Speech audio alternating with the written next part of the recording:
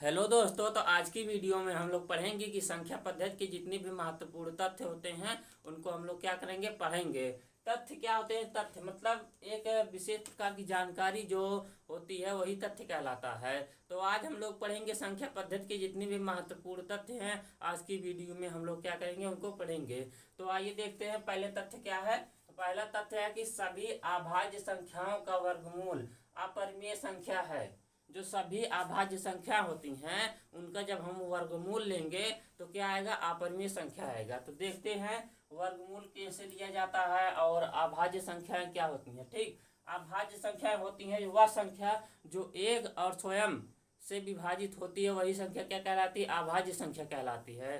तो कौन सी संख्या, कोई भी संख्या लीजिए जो एक और स्वयं से विभाजित हो, वही संख्या क्या कहलाएगी, अभाज्य संख्या कहलाएगी। तो देखते हैं अभाज्य संख्या क्या है। 5 ले लीजिए, ये जो 5 है ये एक से विभाजित होगा और 5 से विभाजित होगा, ये अभाज्य संख्या है। अगर इसका वर्गमूल लेंगे तो अपरिमेय संख्या आएगा। अब इसका हम लोग क्या लेते हैं, वर्गमूल लेते हैं। ठीक, अब इसका 5 का वर्गमूल लेते हैं, देखते हैं क्या आता है।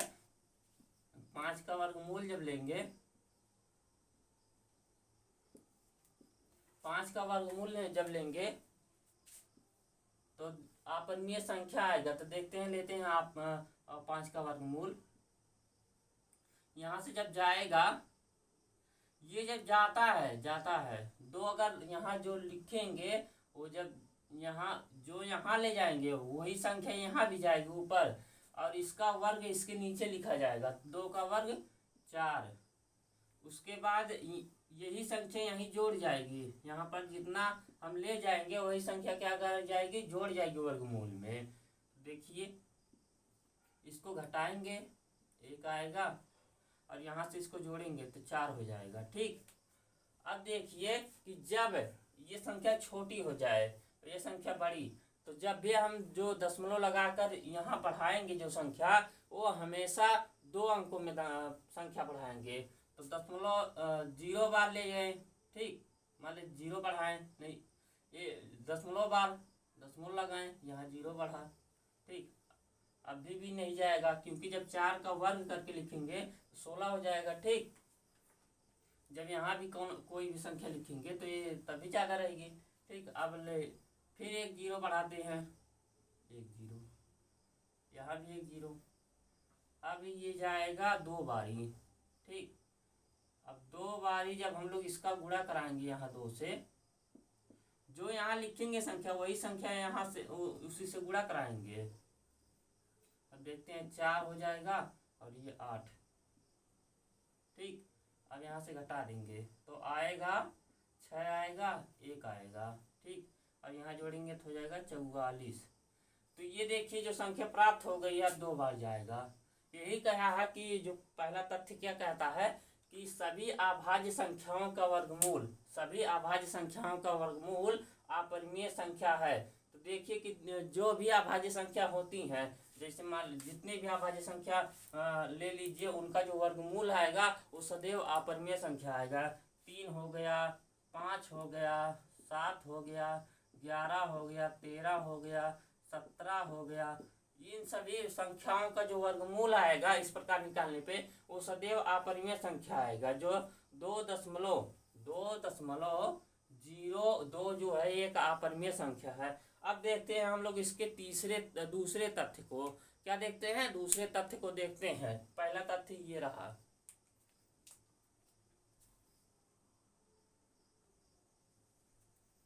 अब देखते हैं अगले पॉइंट को। अगला पॉइंट क्या है, देखते हैं कि एक ना ही भाज्य संख्या है और ना ही अभाज्य संख्या है। जो एक है, जो ये एक है, ये ना ही भाज्य है और ना ही अभाज्य है। ठीक, तीसरा पॉइंट देखते हैं क्या है। तीसरा, जो 2 एकमात्र अभाज्य सम संख्या है। 2 एकमात्र अभाज्य भी है और सम भी है। जो ये 2 है, 2 ये भाज्य भी है, नहीं ये 2 एकमात्र अभाज्य सम संख्या। अभाज्य क्या होती है, अभाज्य वे संख्या जो एक और स्वयं से विभाजित हो। तो जो एक से विभाजित होगा और स्वयं से, और किसी से नहीं 2 विभाजित होगा। और क्या है, ये सम भी संख्या है, ये सम भी है। तो क्या है, अभाज्य भी है और सम भी है। ये अभाज्य भी है और क्या है, सम भी है। ठीक, दो एकमात्र अभाज्य सम संख्या है। ठीक, तीसरा चौथा पॉइंट देखते हैं। चौथा पॉइंट क्या है? रोमन संख्याओं में स्थानीय मान नहीं होता है। रोमन संख्याएं क्या होती हैं? जो इस प्रकार लिखी जाती हैं, 1 2 3, इस प्रकार से। इन संख्याओं का जो होता है, इन संख्याओं में स्थानीय मान नहीं होता है, ना ही जातीय मान होता है। ठीक, अगला पॉइंट क्या है कि दो परिमेय संख्याओं का योगफल, दो परिमेय संख्याओं का योगफल एक परिमेय संख्या होती है।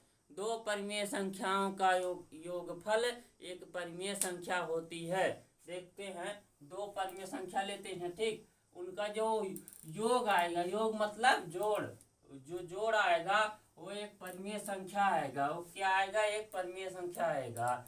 ठीक, तो देखते हैं, दो परिमेय संख्या लेते हैं। परिमेय संख्या क्या होती हैं? जिन संख्याओं को p/q के रूप में लिखते हैं उन्हीं संख्याओं को परिमेय संख्या कहते हैं। लेकिन जो नीचे वाली संख्या होती है q भी कभी भी 0 नहीं होगा। तो देखते हैं, हम दो परिमेय संख्या लेते हैं। 2/3 धन 4/3। ठीक, इनका जो योग आएगा वो सदैव परिमेय संख्या आएगा। ठीक, तो देखते हैं इनका योग क्या आएगा। इनका लासा लेंगे, ये हर समान है तो 3 को एक बार करेंगे और ऊपर वाले को जोड़ देंगे, तो 2 + 4, ये आ जाएगा 6/3। ये एक परिमेय संख्या आएगा। ऐसे कितनी भी संख्या लीजिए, दो परिमेय संख्याओं का योगफल सदैव परिमेय संख्या ही आएगा। तो देखते हैं अब पांचवें पॉइंट को क्या है कि दो परिमेय संख्याओं का गुणनफल भी एक परिमेय संख्या आएगा। अगर हम इनका गुणनफल करेंगे, देखते हैं, 2/3 गुणे 4/3, इनका जब हम गुणा करेंगे तो भी एक परिमेय संख्या आएगा। तो देखते हैं, 4 दूना 8 बटा 3 त्रिका 9, तो ये आएगा, एक परिमेय संख्या आएगा। ठीक है, तो छठवां पॉइंट क्या है कि दो परिमेय संख्याओं का गुणनफल एक परिमेय संख्या होता है। ठीक, तो हम लोगों ने कितना पॉइंट पढ़ लिया? 6 पॉइंट पढ़ लिया। अब देखते हैं सातवां पॉइंट क्या होता है। ठीक,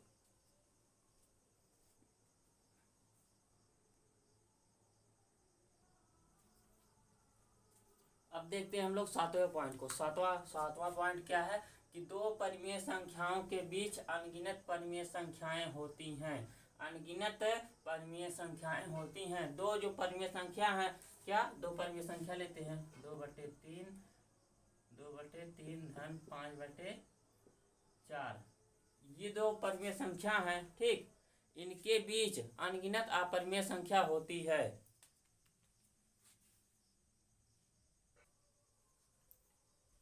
देखिए क्या है, दो परिमेय संख्याओं के बीच अनगिनत अपरिमेय संख्या होती हैं। तो दो परिमेय संख्या लेते हैं, एक लेते हैं, देखिए 2/3, एक लेते हैं 5/4। इनके जो बीच में संख्या होगी अनगिनत परिमेय संख्या होगी। इनके जो बीच में आएगी, जैसे लेते हैं, जैसे 3 और 5 के बीच में संख्या लेंगे, जैसे मान लीजिए आएगा 4 आएगा। इस प्रकार से इनके बीच में, ये तो परिमेय संख्या है, इनके बीच में अनगिनत परिमेय संख्या आएंगी। ठीक, और अगला पॉइंट क्या है कि दो परिमेय संख्याओं के बीच, दो अपरिमेय संख्याओं के बीच अनगिनत अपरिमेय संख्या होती है। जैसे ये है वैसे अपरिमेय संख्या भी उनके बीच में दो अपरिमेय, यहाँ भी अपरिमेय, यहाँ भी अपरिमेय, जब इनके बीच में जो आएगा अनगिनत अपरिमेय संख्या आएंगी।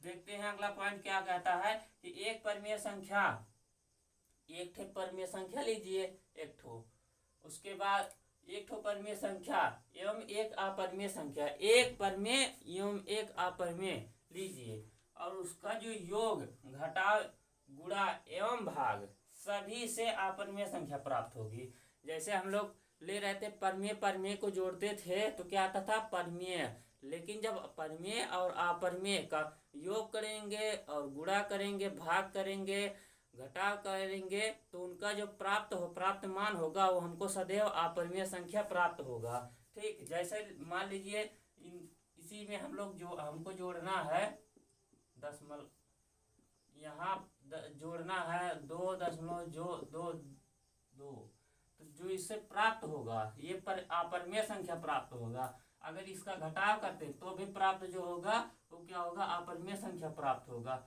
और इसका अगर गुणा करेंगे तो भी अपरिमेय संख्या प्राप्त होगा, और भाग करेंगे तो भी अपरिमेय संख्या प्राप्त होगा।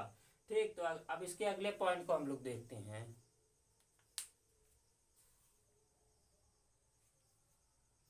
अगला पॉइंट देखते हैं कि सबसे छोटी व प्रथम प्राकृतिक संख्या क्या है, एक है।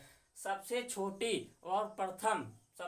प्रथम प्राकृतिक संख्या क्या है, एक है। ठीक, अगला पॉइंट क्या है कि सभी प्राकृतिक संख्याएं धनात्मक होती हैं। जितनी भी प्राकृतिक संख्याएं होती हैं वो सभी धनात्मक होती हैं। किस प्रकार होती हैं, धनात्मक होती हैं। और अगला पॉइंट क्या है, 12 वाला पॉइंट, ये क्या कहता है कि शून्य ना तो धन पूर्णांक है और ना ही ऋण पूर्णांक है। ठीक, शून्य जो है ये शून्य, ये ना तो धन है और ना ही ऋण है। ठीक, देखते हैं 12 पॉइंट हमने आज की वीडियो में पढ़ा।